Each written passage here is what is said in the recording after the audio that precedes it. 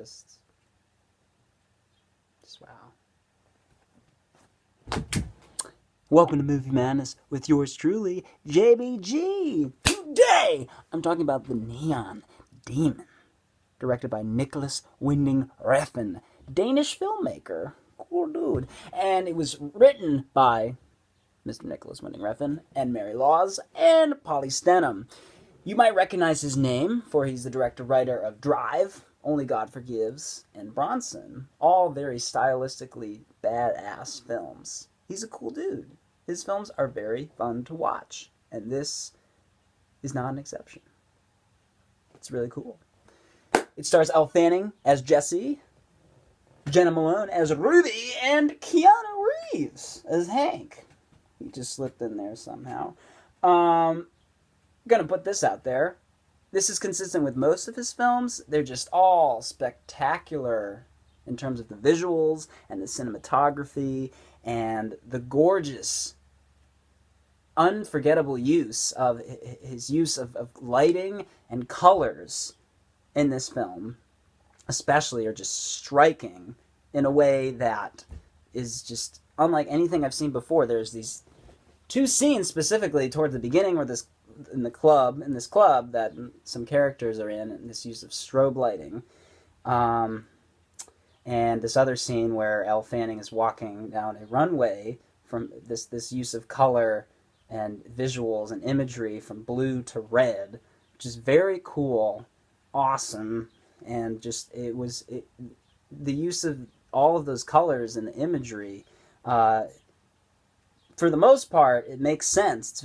It's very straightforward what he is trying to communicate in those moments, and but the runway moment was the strongest one of those, and probably one of the best scenes of the year so far in terms of visuals and symbolism and all of that. That delivered all the goods that it needed to there. The score, the electronic kind of club hopping, popping score, it's always lurking and menacing and always there, and always isn't too much, but you know that it's always there in the undercurrent to just creep up on you in like demonic sort of ways, slimy ways, and its presence is known but not kind of bombastic or force in your face, and it's very appropriate throughout the whole film, how it's strung together. Ella and Jenna give pretty awesome performances. Jenna in particular, she really digs into her role, and I don't want to give anything away, but yeah, she's something else. She is something else in this film. I didn't know much about her as an actress or what to expect from her in this film, and woo! Yeah, well, just if you go see it, you'll know what I mean by the woo or the or the because she delivers all that, and yeah, she's something else.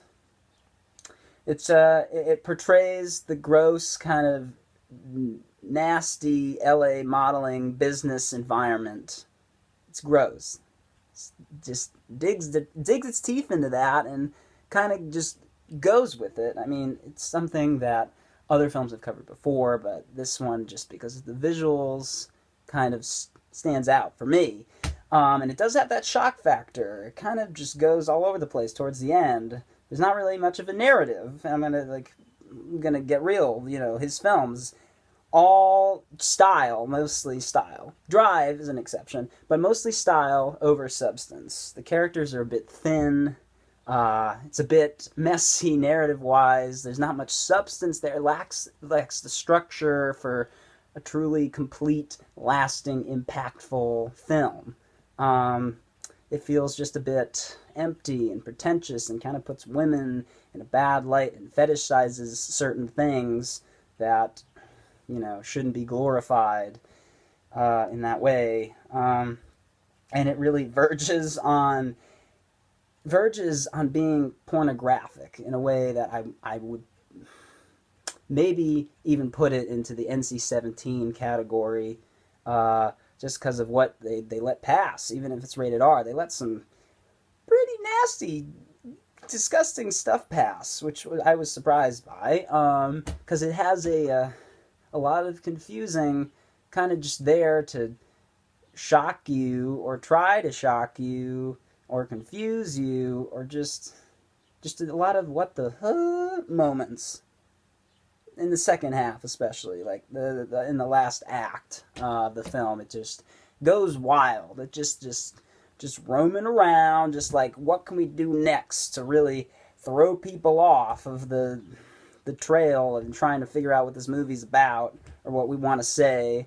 Um, I mean, it's a memorable movie. It might be one of my favorite movies so far, but not because of what it's saying or in the writing, but this director is someone to look out for more and more, because he's one of a kind nowadays, just like with his visuals, with the cinematography, gorgeous, just the color, the lights, the score, the acting, minus Keanu Reeves, whose character was kind of poorly written and didn't need to be there.